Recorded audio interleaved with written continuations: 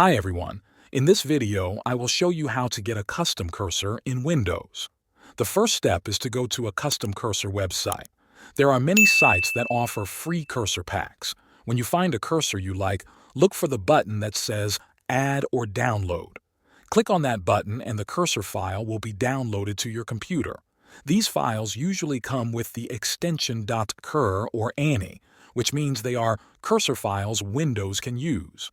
Once you have your cursor downloaded, it is time to apply it. Go to the Start menu and open the Settings app. In the search bar at the top of Settings, type Mouse Pointer. From the results, choose the option that says Mouse Pointer and Touch. Inside this menu, you will see an option called Customize Pointer Image. Click on it. Here, you will notice a list of different pointer roles such as Normal Select, Help Select, Busy, and others. Each one can be changed separately. To replace a pointer, select it in the list and then click the Browse button.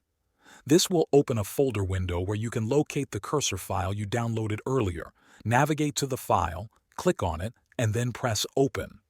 You can repeat this step for each pointer you want to customize. Your new custom cursor will now be active across your system. Thanks for watching.